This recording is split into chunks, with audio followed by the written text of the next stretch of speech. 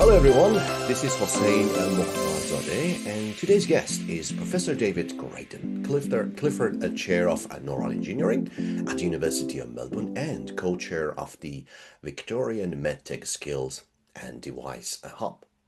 We'll try to unpack in short time, of course, how the hub tackles the MedTech skills gap and how the BioDesign Innovation Program that he leads turns clinical needs into startup. Let's start maybe about the MedTech skills and the hub itself. Welcome, David. So can you tell us a little bit about what really problem led to such a hub and Victorian MedTech Skills and Devices Hub? And I've got lots of questions. Maybe we start a little bit about that, and then we can go through the details. Yeah, okay. Yeah, no worries. Well, thanks for inviting me to have a chat, Hossein. Yes. So the Victorian MedTech Skills and Devices Hub was formed with the support of the Victorian state government, with the recognition that while there is a lot of sort of medtech activity, that there are skills gaps that exist in the medtech manufacturing industry. And if the industry is to grow within the state of Victoria and in Australia, there's a need to fill these gaps. So the issues with the gaps are that new employees are often, require a lot of training, which takes a lot of resources from the company. But also that companies may find it easier just to move overseas to do their Right. manufacturing. So keeping onshore, I think, is very important to ensure that we have a workforce that is able to work in the industry. That's correct. So shortage. So we understand even now, after COVID, we saw it even bigger problems, right? Maybe that's really was a hint, or it was much bigger than that issue.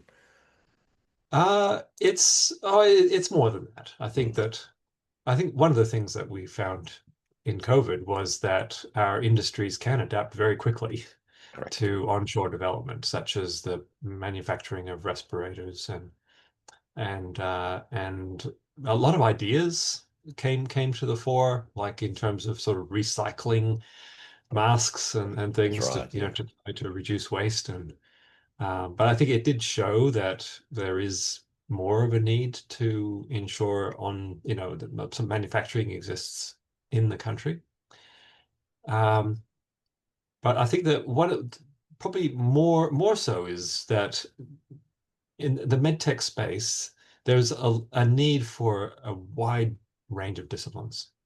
And so obviously biomedical engineering training is helping people to prepare to work in the medtech industry. But the medtech industry also needs specialized mechanical engineers and electronic engineers and materials engineers and so on. And the complication is that medtech works in a highly regulated environment that it sort of works differently from other industries.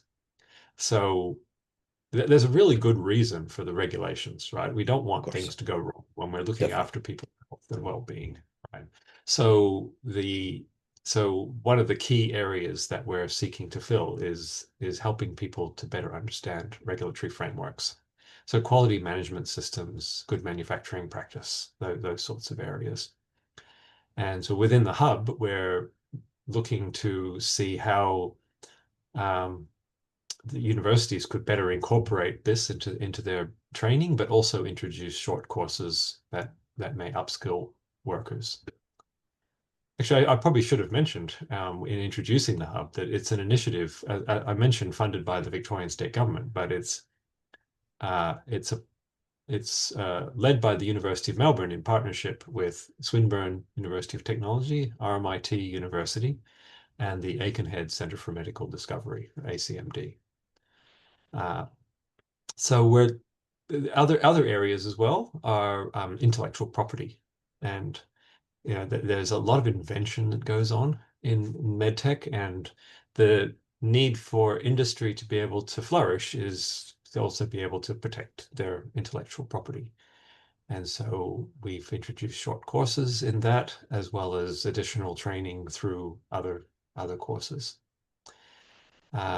Reimbursement is another strange area Of of course. medtech. Normally, in most industries, whoever uses technology or buys something pays for it. But That's in right. the healthcare industry, healthcare or the use of medical technologies is not necessarily Yes, paid sir. for directly by the user, but maybe by a hospital or by the Insurance. government, Yep. private health insurance, and so on.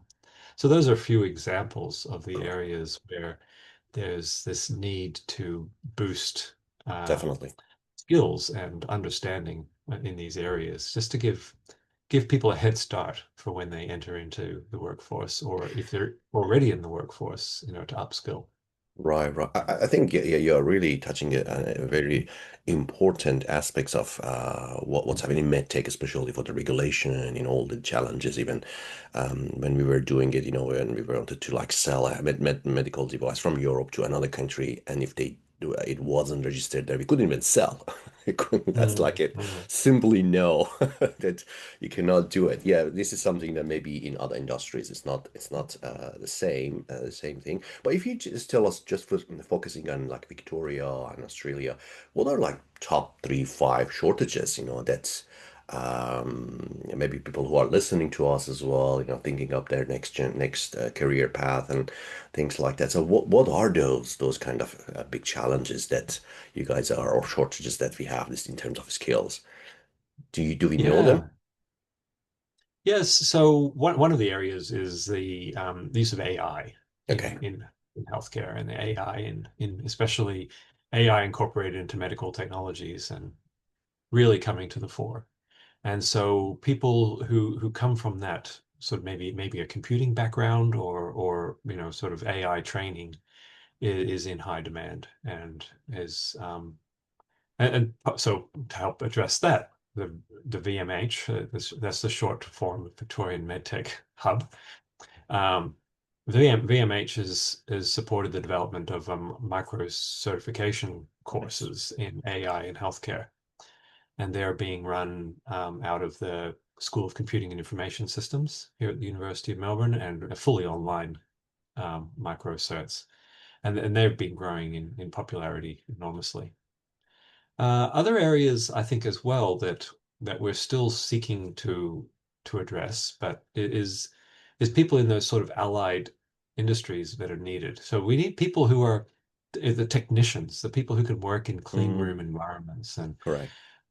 they're not necessarily people who've got master's degrees. It may come more through the TAFE, TAFE. Okay. the system, sort of training in sort of how to manage Right. workplaces, how to ensure that clean rooms are kept to the standards that they need to be. Uh, those sorts of technical roles are really important in the industry, and I think that that sort of uh, that is somewhat neglected. Right, but right, uh, right. but it's sort of needed. And so looking at within VMH at the potential for for the TAFE industry education to pick up that and create certificate courses in these areas. Um, and then I think the other is sort of that, as I was mentioning before, that regulations and IP. Right. So the people who can come in with those skills. I think it helps a lot to have the people who have technical skills as well as the sort of regulatory skills. Right, right. Yeah. So part of that, you mentioned the biodesign course. This is one way we've been trying to address this in the last actually 10 years. This is now the 10th year that we've run the Oh, biodesign amazing. innovation Well course at done. Melbourne Yeah. Uni. And this is a course that's currently for Master of Biomedical Engineering and Master of Business Administration, or MBA students at the University of Melbourne. And we are seeking to just train the students in innovation Correct. in medical technologies. So you mentioned in your introduction about taking something from finding a clinical need through to commercialization. And that's what we want to train. So it's based on the Stanford model. So they developed this. They've written a textbook on it, and it takes the this putting the need first. So going out, finding unmet medical Okay. needs, and then validating those needs. So to finding that these are ones that are going to be of strong value Of to course. perhaps more one person or one hospital to solve. That it will create it will solve a need that is broad and is potentially commercializable. Correct, correct. And then Yep. once a team has settled on a need, then they seek to develop concepts to meet that need. So what we're trying to do is to reverse this typical process that we see in universities Yeah, yeah, yeah. where you come up with this really great gadget and then go look for a need for that Right. gadget. Put the need first and then seek out the concepts for it. I think this is amazing. Sorry to interrupt you, but I have seen it, firsthand that most people, especially in academia or even in an industry, sometimes people come up with an idea, develop something, even I'm to blame as well. So then, say, okay, let's just go find who buys it or, like where we can fit. But that's not even sometimes people buy like $1 million things and then like, what can we do with this? But it should be the other way around, or at least, trying both ways, sometimes. Yeah, that's right. Both ways can work, right? It's Yeah, just that you need to a lot of the reason that medtech companies fail is because they're not really meeting a need. They've got a cool thing and they can say, oh, we could use it for this and that, but they yeah, haven't really gone down and spoken with exactly. with the clinicians, spoken with the hospital, spoken with whatever it is to Potential ensure that customer. what they're developing is going to be what people want. It- Uh, That yeah, gives a and so lot of insight, yeah. finally within the course, we give the students opportunity to actually develop prototypes, and they create Nice. commercialization plans. There's no expectation that there's typically sort of 5 or 6 teams each year, Sure. that there's no expectation that the teams will create a company or Hmm. commercialize this. We're training them in the process, Train. but typically 2 or 3 teams each year um, decide, yeah, we would like to take this Take it. on and try to commercialize what we've come up with. And yeah, so of course some of them have not lasted for very long. Of course. Sometimes the members of the team find other opportunities, and so they close down the company. But there are others that are now on market. So one of Wow. the some that you may have heard of are Navi Medical Yeah, yeah, Technologies. yeah. Awesome. They've developed a system for monitoring the position of peripheral inline catheters in neonatal intensive care. And so they received FDA clearance Wow. a month or so ago, and they're now It's awesome. sort of they're selling into the US initially with the FDA clearance. And then there's LuneXa Medical, which has developed a mattress that can Yeah, I've detect seen that one. Yeah, pressure specifically. Yeah, nice and one. looking so to help gauge whether pressure injury is Yeah. there's potential for pressure injury, and they're doing amazing work. Mainly getting a lot of traction in Singapore and Thailand, Nice. I think, with their device, and throughout and in some places within Melbourne and Australia, but still seeking to get more traction within Right, Australia. right. But so far, they've had um, an amazing record of Awesome. with their device. Nice. That's amazing. I love to hear more about all these successes from your biodesign course, and you nicely actually bring that up from Hub to biodesign. That I just wanted to go, but you nicely mentioned them. And what one thing that maybe most people would find or try to talk about is the successes. But I just want to go back to most of your like companies or things that you saw that failed. So tell us why they failed and Oh, yeah. So okay, I don't exactly know because I'm not okay, really part of the companies, but typically they have been that they haven't been able to raise sufficient funds right. to be able to continue. There's been the the the members of the team have they've gotten really good job offers to work Mm. Yeah, elsewhere. I think they prove themselves really well to be entrepreneurial of course. innovators, and so in high demand within companies. So you can imagine how the riskiness of being part of a startup Yeah, weighs up exactly. against a I know decent very well. salary Yeah. in industry. Yeah, yeah. So also remember that this is just a university Yeah. course, so it's Yes. a bonus to us to see the companies formed. And so, there's absolutely no expectation Right. that Right. what we're intending to do is for them to learn the process. Of course. And less than half the students go on and even try. Most of the students just go in straight into regular jobs Yes. Yeah. Yeah. anyway, but they tend to have good opportunities, Right. and Right. some of them do PhDs as well. Oh, So that, it's of really course. really amazing to see where they're taking that.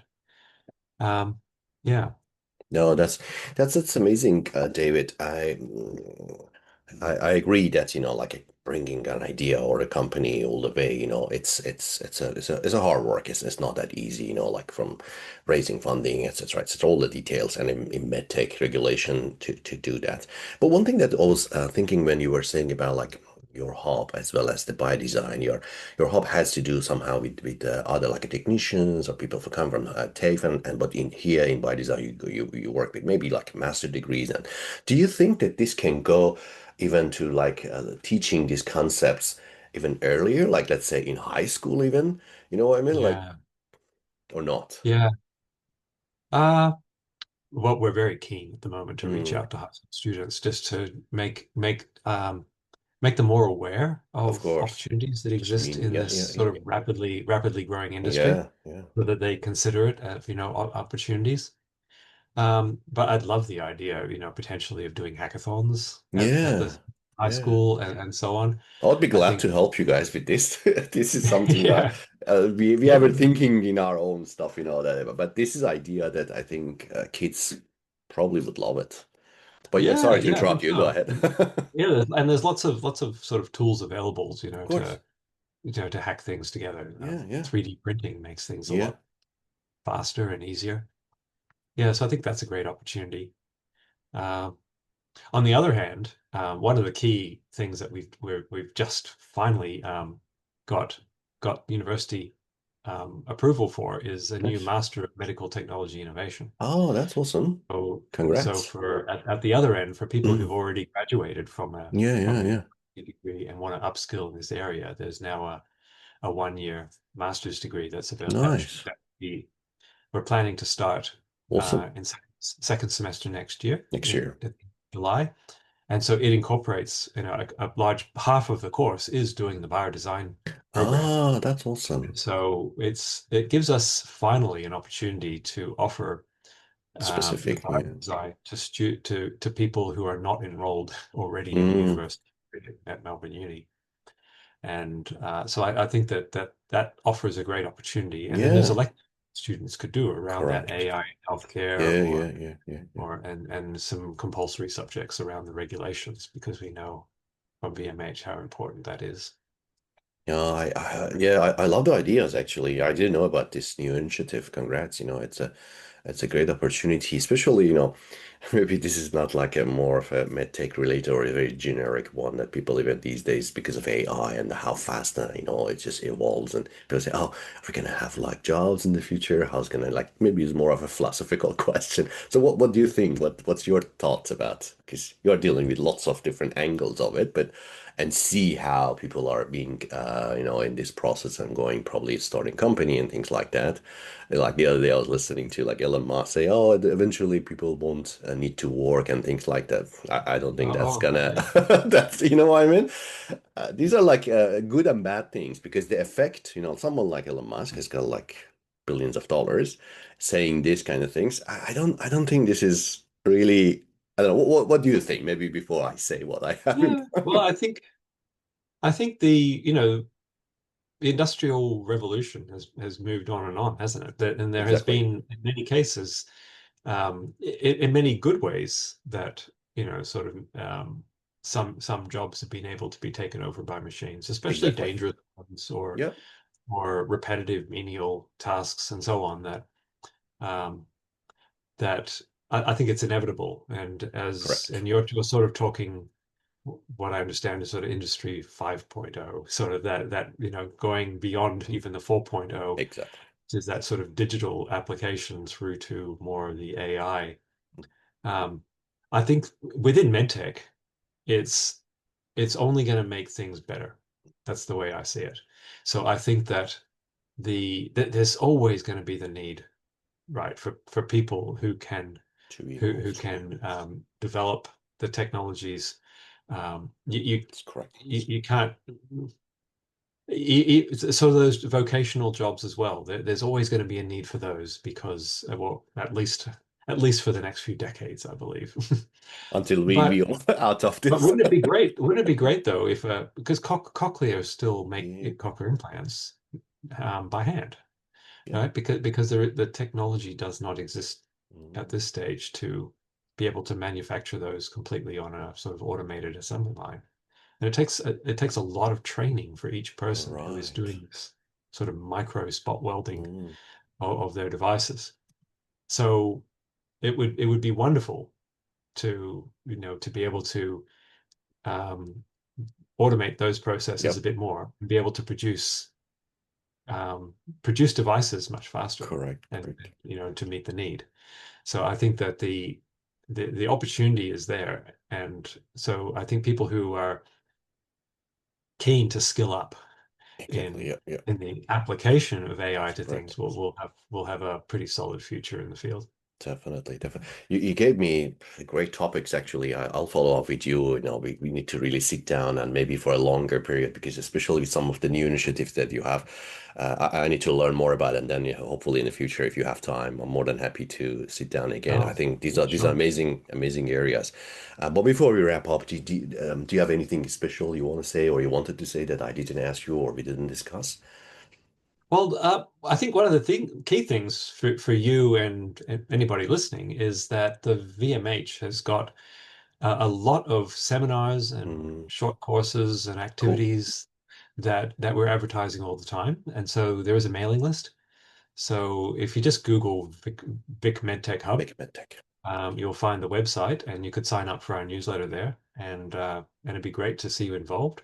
For students, we have the MedTech introductions program.